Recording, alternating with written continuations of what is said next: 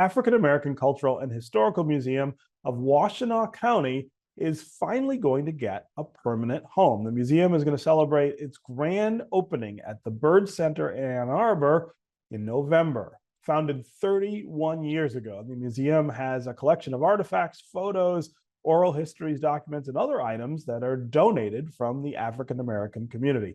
Here's my conversation with the museum's board chair, Dr. Debby Mitchell Covington.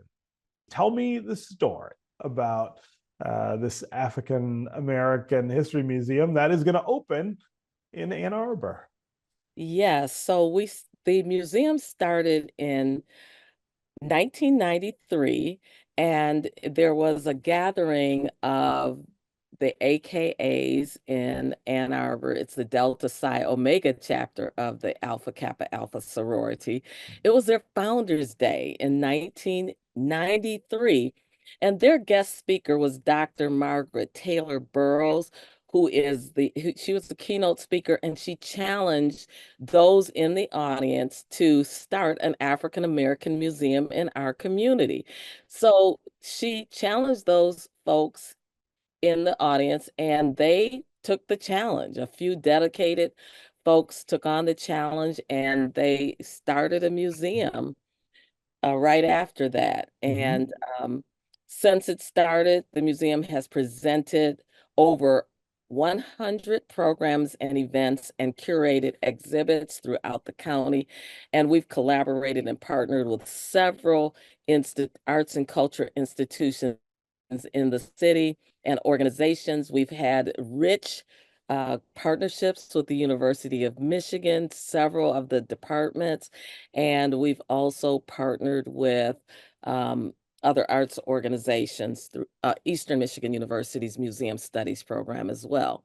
So give me an idea of the kinds of things that would make an African American museum in Ann Arbor, for instance, different and special in a way that would distinguish it from the Wright Museum here in Detroit or the other African American history museums around the country. Tell me a little about that history in Washtenaw County.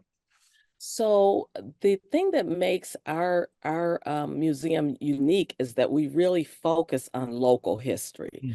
So we have the community engaged in sharing their artifacts and things that they dig up in their basements, or someone dies, and then we receive a bundle of programs from churches, church activities, and we comb through that and piece together history.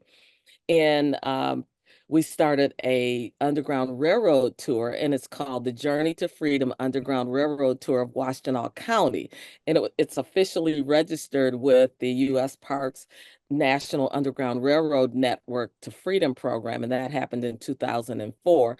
So the tour covers 32 documented sites, buildings, and stories of 3 paths to freedom in Canada that run through Washtenaw County.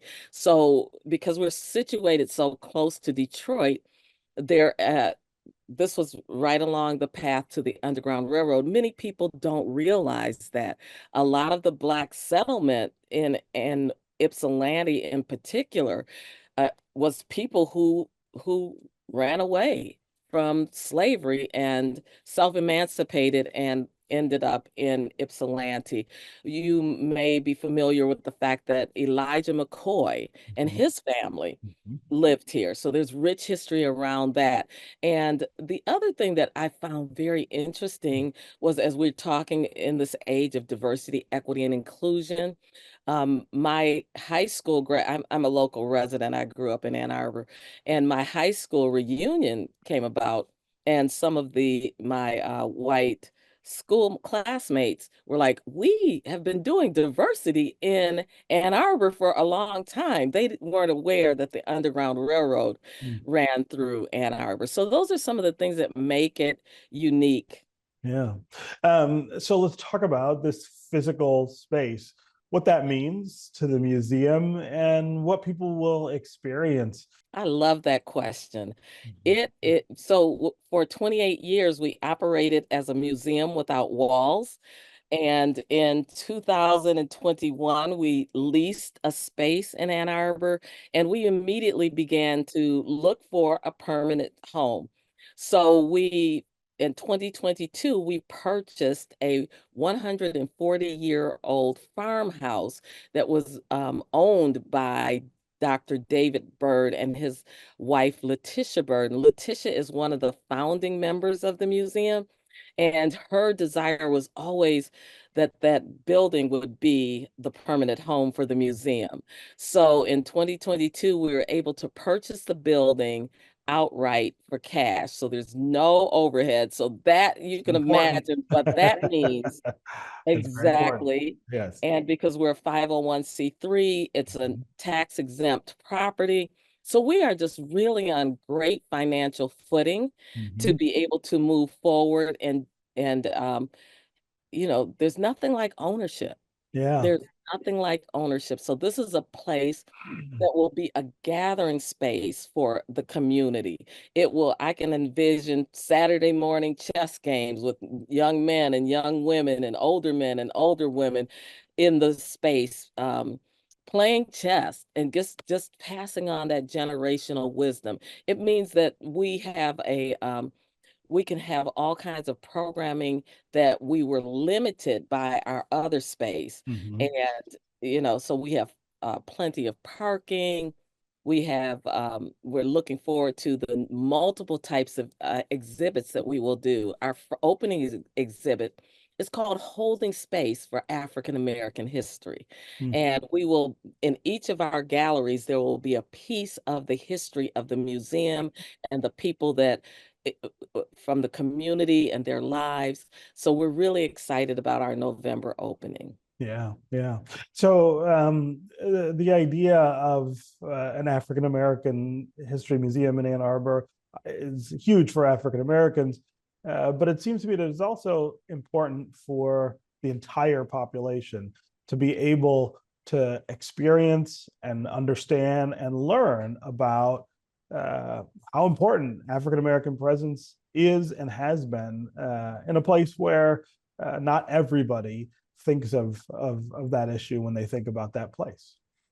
You're absolutely correct. And I, over the years, we have been able to build successful partnerships with other groups in the community. Mhm. And we have elevated Black history in the county. So now when people think about, okay, what are we going to do in the what we call the old Black neighborhood, they stop and say, wait a minute, we can't do this without consulting the African American Cultural and Historical Museum. Because so many of the individuals that are in leadership positions now have gone on the Underground Railroad tours.